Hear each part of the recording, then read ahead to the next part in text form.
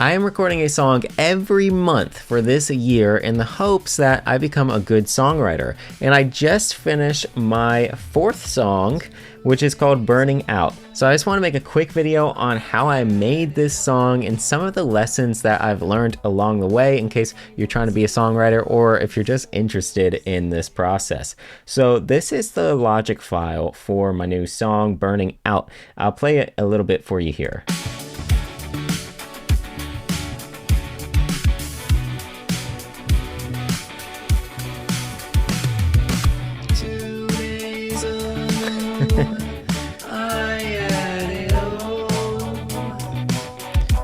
And then I'll play you the chorus if you haven't heard that. I'm gonna burn out. You know I'm burning, yeah, I'm burning out. You haven't seen me when the flames die down. You get the point. It's a great song. I think it's great. I think it is my best song so far, dare I say. Which is great because that means each one is getting better. That said, there's still a lot of things that I'm not really a huge fan of when it comes to this song and that I'm going to try to continue improving. So one of the cool things that I did with this song is when you download Logic, they don't do this anymore, by the way. It used to be that when you downloaded Logic, they would give you some samples of like different songs that have been recorded in Logic. And this is Billie Eilish's Ocean Eyes. I'll play it for you. So, you know the song. But what's really cool is they like literally give you the Logic file. So you can actually go in here, isolate her vocals. For some time, can't stop staring. You can see this is what it sounded like on take 26. Can't stop staring. It's really cool to come in here and look around and see how they built this song in Logic, and this just dissecting this was really good for me to learn. And I was kind of looking at all these effects that they put on her voice and stuff, and I was like, you know what? I can't seem to figure this out, the effects, so I'm just gonna steal them. So I literally copied and pasted this file and I built my song off of the skeleton of her song. So that's why my vocals here are pink. It's because I'm using the same like effects. Of course, I had a couple of my own, not much. Mainly just this Abbey Road. It kind of makes it sound like a filtered kind of. This is with it off, and here's on. Oh, where did the time go? So that's how I did the vocal tracks, and I think they came out pretty cool overall. 2 days ago. The other thing that I really took from her track was automations. I think that's something I learned a lot about. What it basically is you can increase certain elements of the different effects at different times. So right here at the end of the verse, I have the space designer go crazy. So you can hear it go like this. So it gets really like whoa, whoa, whoa, whoa. And then the volume goes up too.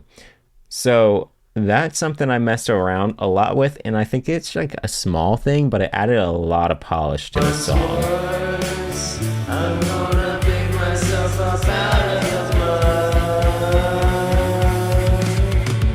I'm gonna burn out. You know. The last thing I'd say about the vocals is I think they're the things that I don't really love about this song because I have like a crooner vibe going on.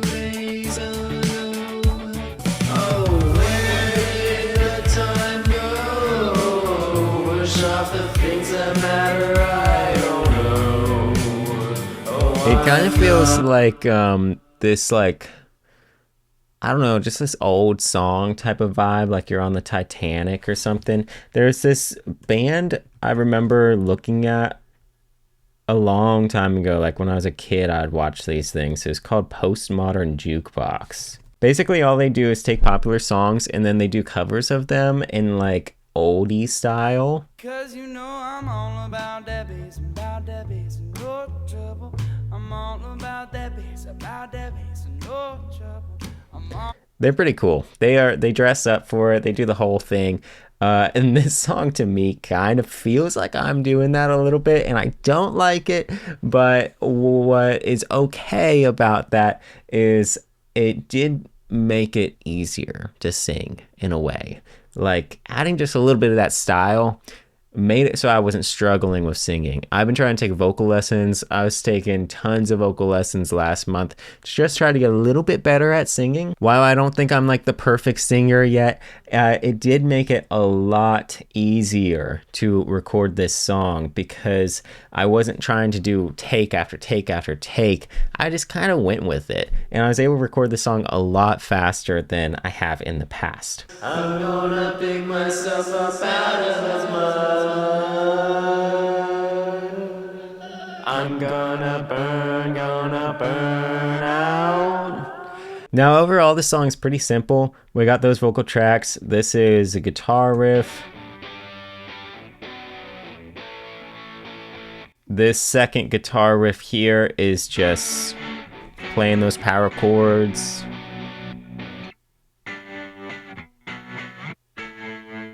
I think this chord source is my bass.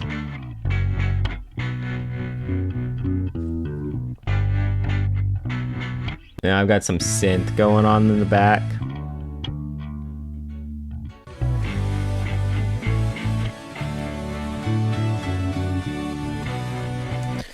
Which is pretty sick. And then of course I got the drums, which are just pre-programmed, but they sound dope.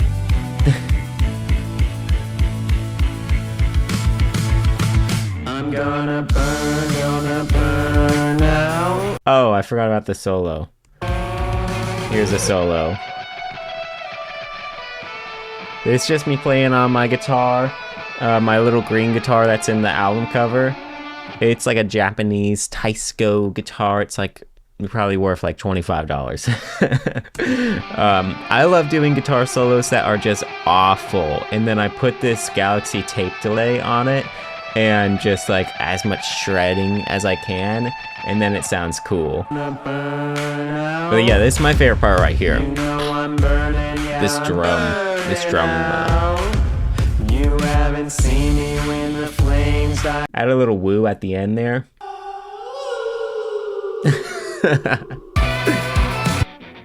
I mean, guitar, me soloing, power chords, bass, drums.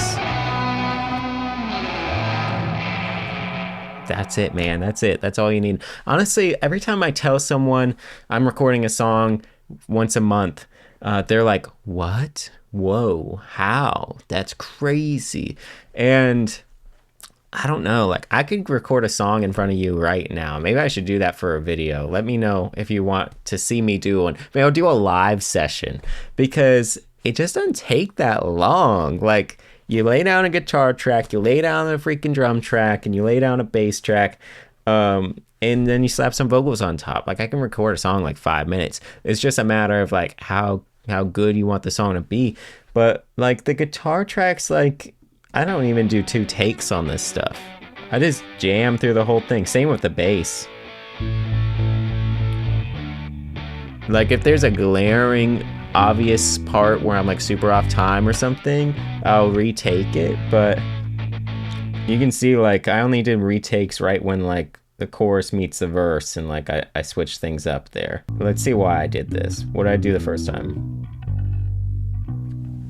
Yeah, I like missed the beat. That's all. So I just came back in, fixed that beat, and we're done.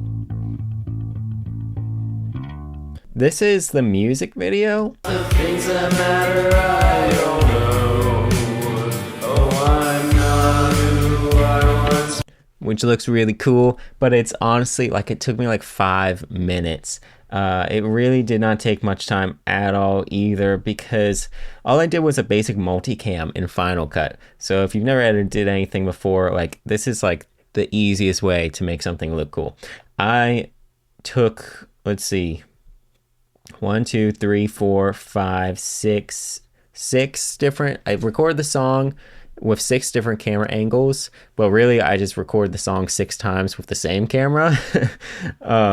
So I did this one where I'm just singing. I did this angle, which is me just playing guitar on the couch. I did this angle, which is me playing the synth on the couch. Here's me just singing with a really like tight lens on. And when you do that, you can just basically grab all these clicks. You hit new multicam clip and it creates this little multicam. And from there, you can go into angles and then literally just click, clack, moo. You can just click on each angle and it will automatically select it and make that cut. So I literally recorded this song a couple of times. I threw it all in here and then I just listened to it one time and made cuts along the way to different random camera angles. And that's how I got this music video. I'm gonna burn out. You know I'm burning, yeah, I'm burning. And I was gonna post it like this, but then I was kind of like, that's kind of lame. I want something more to it. So I just added this basic like film grain look to it. Oh, here we go. Yeah, I had this like film grain look effect and I had this bad TV effect. It looks like that if you turn it up more. And then of course I put this iMac on top because I got my iMac right here. And that's pretty much it. I mean, that's super simple. It's a really fun song. It's a song that I wanted to write for a long time. When I came up with this idea that I'm gonna write a song a month, I kind of wrote down a couple of songs that I thought would be good because originally it was gonna be an album. And then I was just like, I'm just gonna keep posting the songs. But when it was an album, one of the songs was the song about burning out, which is like when you feel burnt out, which is super common in the creative industry, whether a musician or an artist or a photographer, or videographer, or none of the above. It doesn't matter. Everybody can get burnt out. And I felt burnt out like whenever I made this like 3 weeks ago, I guess. I'm just a little snake, playing Slither, and I'm stuck on my phone. That line about me being a little snake playing Slither is because like I got freaking addicted to this like Slither game. It's one of those IO games where you run around. And so that's why I wrote this song, because I was like burnt out, procrastinating by playing Slither. And I was like, I need to be doing something else. So I wrote this song. The Slither was my motivation, so I had to put it in there. And overall, I think it came out great. I really do. I think it's a great song. I'm trying to make songs that are a little bit more listenable. I want to make songs that everyone can enjoy, that are a little bit more common. This one's a little weird. I'll just put it that way. I think the verses are kind of weird, and it's like, I don't know, this weird dreamy feeling, but then it's like rock and roll. I don't know. It's cool. I think it's cool. I think it's probably my best song yet. But I'm always improving. Before we wrap up, the next song, I'm going to give you a sneak peek of it right now. This new song for May, this is going to be my 5th song because it's the 5th month of the year. This song is called So Out of Reach, and it's actually a song that my dad wrote. So this is his version of it.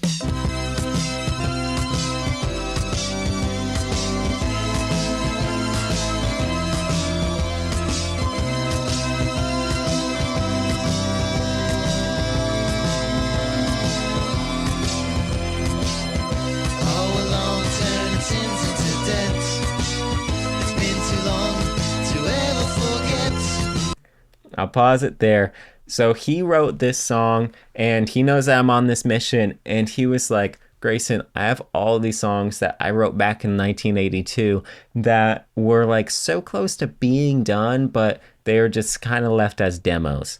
And he called them sketches because he's an art teacher, which I think is awesome. So he was like, take one of my songs and just go run with it. And I was like, let's do it. Someone's out of reach. I can't get through.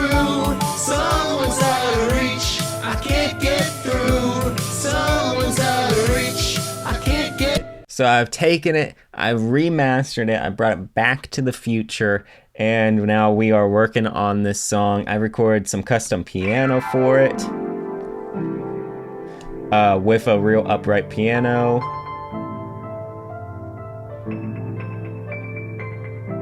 I was even able to isolate just his vocals.